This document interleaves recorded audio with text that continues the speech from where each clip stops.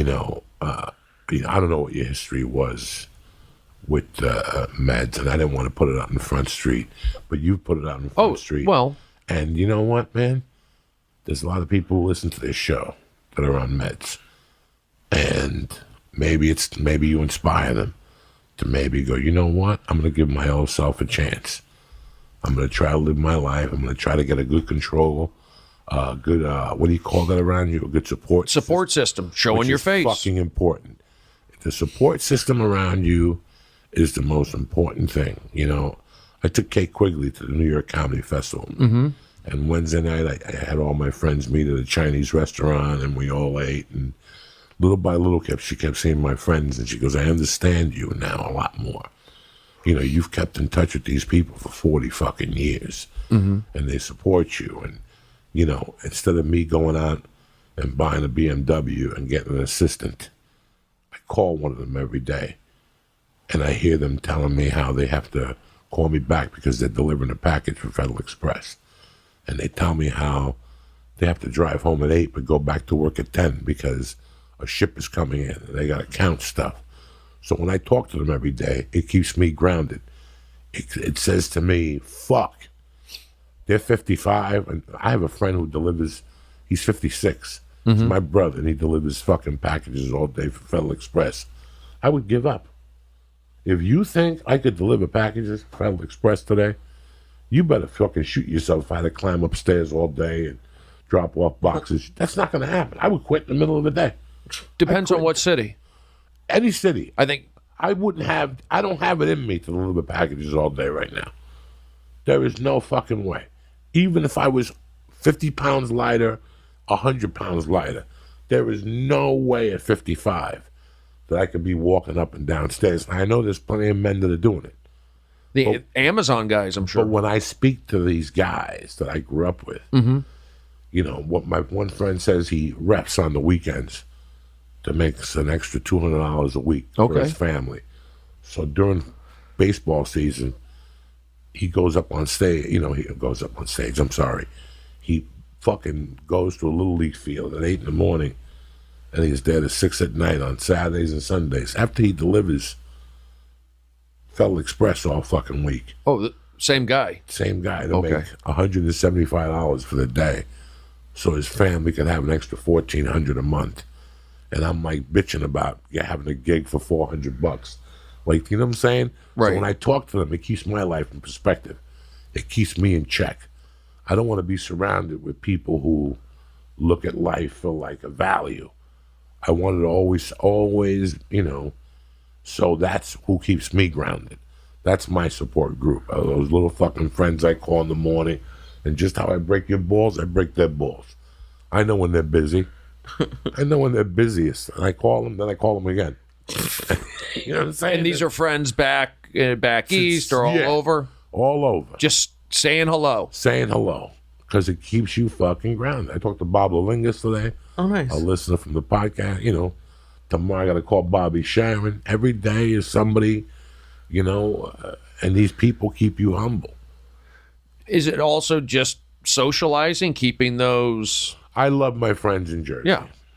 I love them more every time I see them.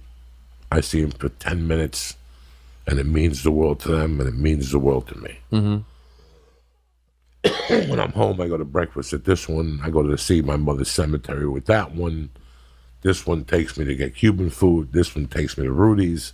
This one drives me to Chan's. So I have a different relationship with all of them. And I talk to them. And, I have a friend who, 55, went to MIT. Massachusetts Institute of Technology? No. The one in New York. The New Jersey one, I think, right? The one where people are fucking geniuses. You know what he does? He delivers bread from midnight to 11 in the morning for $200 a shift. Oof. He makes $1,000 a week, and sometimes he works Saturday nights. All night delivering bread in the village, but he's got to work from 6 in the morning with all that traffic. He's got to get over to the Jersey side, and I wouldn't fucking want to do that at all at my age again. So all these guys keep me grounded. So whatever keeps you grounded from the evil in your mind coming out, or whatever the fuck happens to all of us, That's the most important thing. And I'm telling you this as a 55-year-old. Like, I'm an old fucking man. And I wish I knew this when I was 30. Yeah. That you have to have 3 people, 4 people, and you breathe for them and they breathe for you, no questions asked. Yeah, I have friends I need to... I mean, I'm from here. It's a little different. That's an excuse, though. Like, my best... Not my best friend, one of my close friends, I still, like, lives up near Magic Mountain. I should probably call him. Maybe tomorrow I'll call him. Call him. I'll call him. Take him to lunch. I just haven't done it. Make a deal with him that you're going to make sure and meet him every 2 weeks for lunch.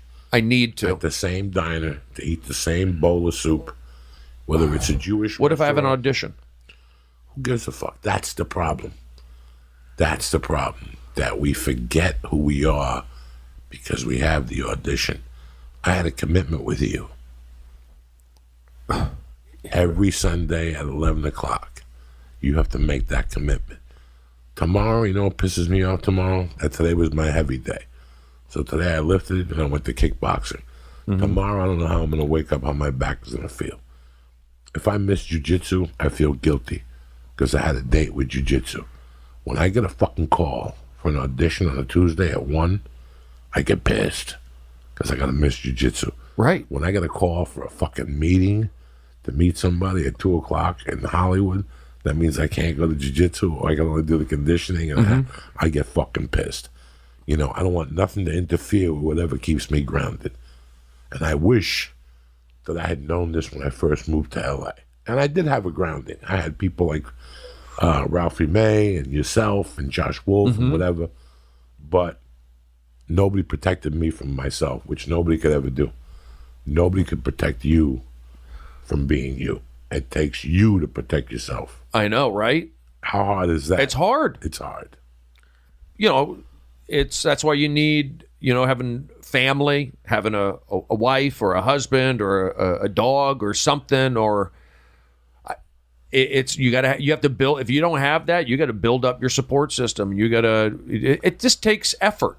It takes effort, and you want it and be a good person, I think, but also getting out of the house. It's just with the internet these days, social media, it does affect people. Well, how long have you lived alone, Brody? Probably now great question, Lee. Probably now for 6 years. Because I've lived alone for 8 years, something like that. And even this weekend, I was like, some things happened that annoyed me, and I was just getting into my head. Mm-hmm. And I talked to a few people, but I don't. Most of the day I'm by myself. And even just as terrible as it sounded, I was just driving, and I just was thinking about what's going on with the fires, and I was like, you know what, that really doesn't matter.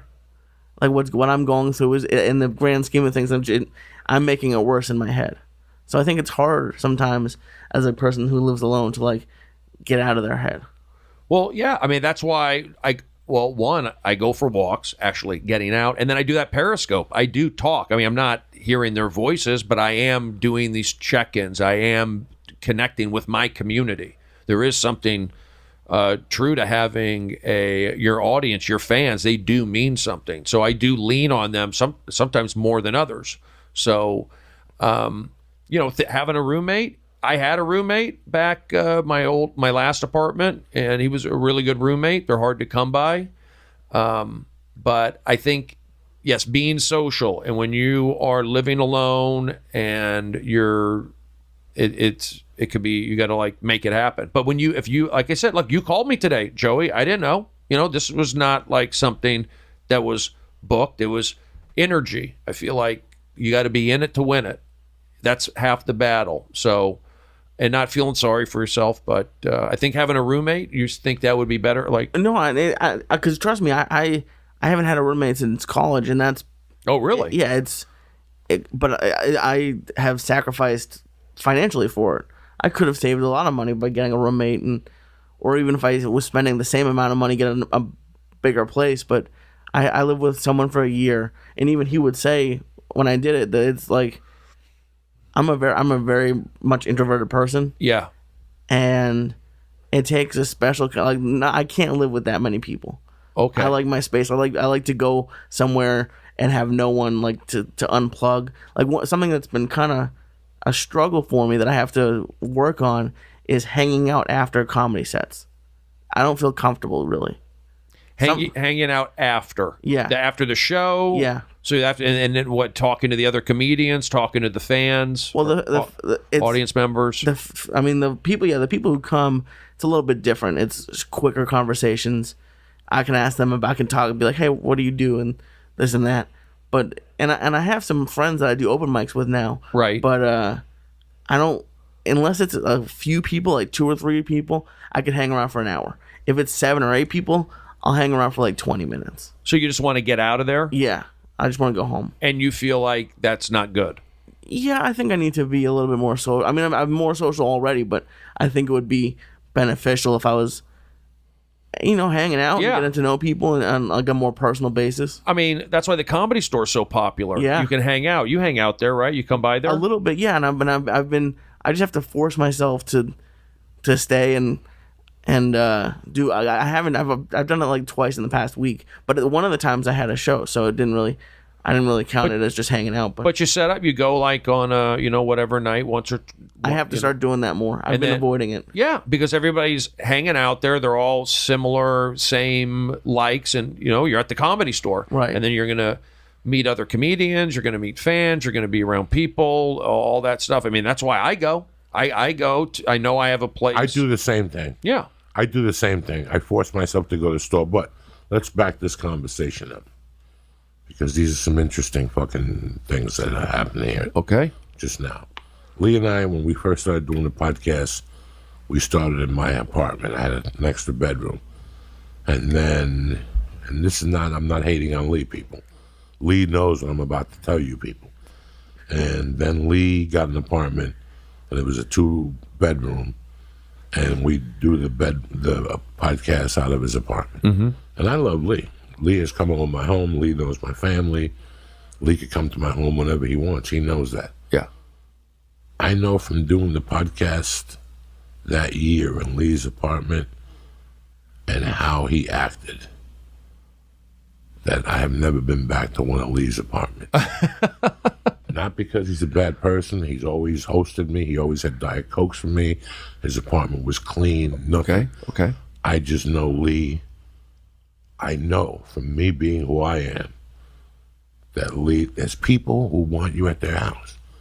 There's people who love open up the door, going, come in, sit down, take your shoes off, put your feet on the table, eat, get there. There's people who are naturals at that. Yeah. There's people who are fucking naturals at that. They want to entertain. I wish I could be one of those people. Okay? So when just that relationship of me going to Lee's home in the mornings to do his podcast, and at one time there was a girl sleeping on his couch. Oh. I could see the effect of when that girl moved out on Lee. And I tried to tell him, not because I'm a hater, before Lee told me he was going to let his girlfriend move in, I go, Lee, from a standpoint of a fucking old man that reads people and is a loner. Mm-hmm. Remember, guys, I was a loner. You put me in my room by myself as a kid, I was an only child.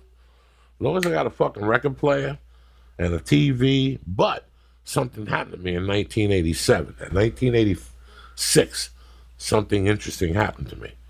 And I'll admit this on the air right now. And it's called something, but it affected me in a different way. It's called cabin fever. Okay. The same thing that happened to the guy in The Shining. Yeah. Okay, so what happened is in Aspen, the spring of '86, my girlfriend, who became my wife, said, it's the off season. Everybody loses their job.